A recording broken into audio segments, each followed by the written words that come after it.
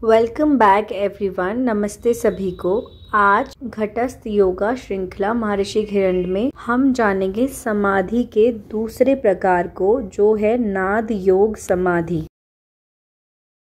नाद योग समाधि में भ्रामरी प्राणायाम का प्रयोग करते हुए दोनों कानों को तर्जनी उंगली से बंद करते हुए धीरे धीरे लंबी श्वास लीजिए और श्वास छोड़ने से पहले अंत कुंभक लगाना है। मतलब कुंभक मतलब एक बंद है, आपको अपनी सांस को बांधना है, रोकना है। अंत कुंभक मतलब जब आप सांस अंदर लेंगे उस वक्त आपको सांस रोकनी है और फिर आराम से आप बाहर सांस छोड़े और दोबारा सांस लें और फिर से सांस को रोकें अंदर लेने के बाद, और सहज भाव से जितनी देर हो अंत कुंभक लगाएं। मतलब जितना देर हो सके आप श्वास को रोकें। मतलब जितना देर हो सके श्वास भरने के बाद आप श्वास को जितना देर हो सके रोक कर रखें और धीरे धीरे उसे छोड़ें।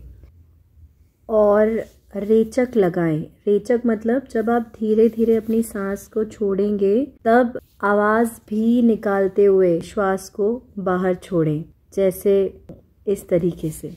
और इस नाद पर अपना ध्यान केंद्रित करना है। यह जो ध्वनि निकल रही है श्वास को छोड़ते वक्त, इस पर अपना ध्यान केंद्रित करना है। पूरा ध्यान अपनी सजगता को इस आवाज़ पर लेकर जाना है और इस नाद पर ध्यान केंद्रित करते करते और सभी प्रकार के स्थूल बुद्धि, भावना और विचारों की सभी प्रक्रियाएं भूलकर नाद में स्वयं को केंद्रित करना है और यह नाद पूरे व्यक्तित्व में बस जाता है और सोहम ध्वनि का ज्ञान होता है। और अंत में जब आप इतना ज़्यादा इस नाद पर ध्यान देंगे, अंत में हम समाधिष्ठ हो जाते हैं। इसी को नाद योग समाधि कहा गया है।